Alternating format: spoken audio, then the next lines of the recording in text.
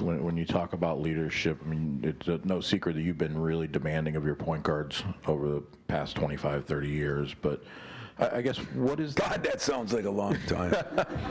what's the push and pull with you and AJ right now, and how, I guess, is the relationship dynamic there to get the most out of him and him accepting that? That's a challenge. That's a challenge. It's a good, fair question. But I promise you one thing.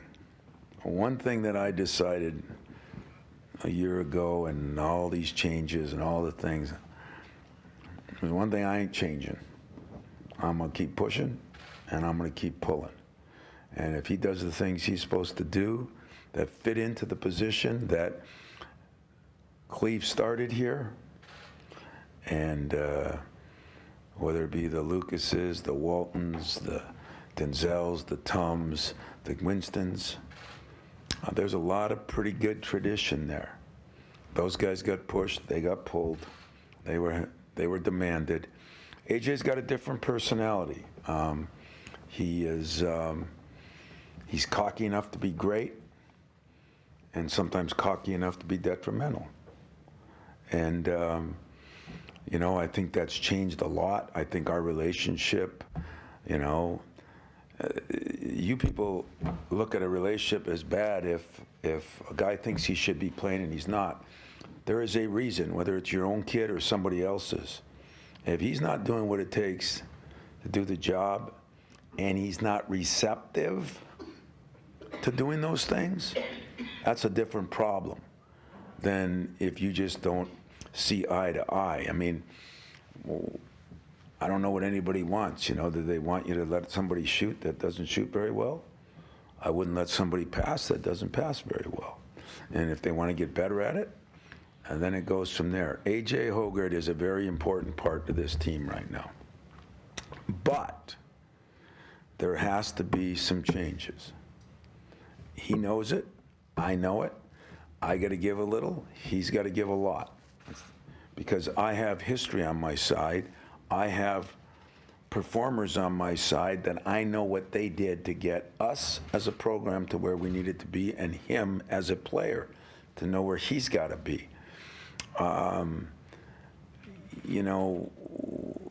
Think of some of the things we've argued at that you guys probably laughed at. Weight. It's ridiculous.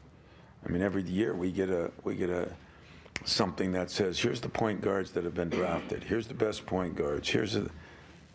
There's certain criteria that they have, and so it's somewhat easy. So I don't look at it as that I'm getting on them or I'm pushing or pulling as much as I'm trying to help them. I mean, my job is to try to make people better than they think they can be. And this day and age, that's getting to be a harder job. But I've kind of embraced it now. Because I think for a while, between what happened here a few years ago and COVID, there was a kind of a rough 4 or 5 years when I think everybody was afraid to do it. One thing I won't be is afraid to do anything this year. If it means change the lineup, I'm changing the lineup. If it means put somebody else in, I'm putting somebody else in.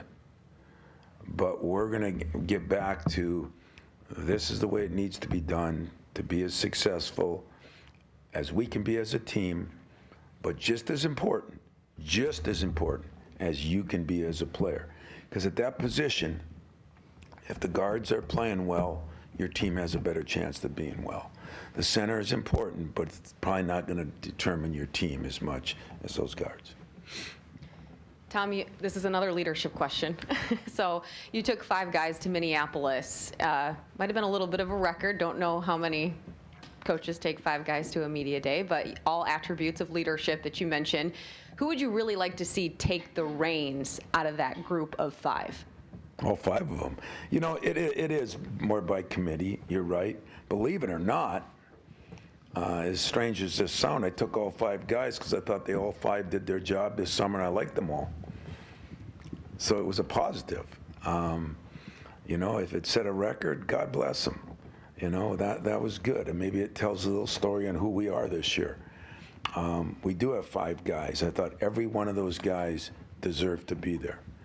And it went by their summer, and it went by what I'm hoping. And the more I can be around him in spots outside of basketball and to be around other people, I think you learn from that. So there's no doubt that the Hoggard has to be one of our leaders. There's no doubt that Malik Hall has to be one of our leaders.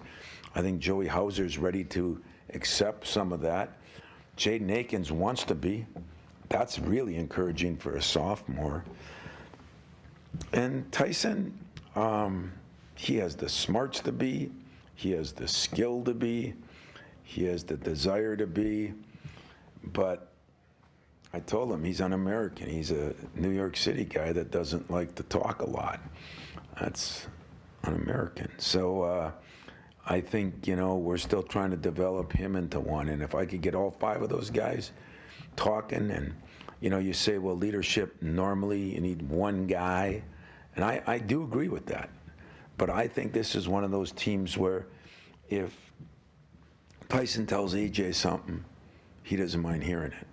And if AJ tells Pierre something, he doesn't mind hearing it. And Jaden, it's just one of those teams. And so far, I've kind of liked it.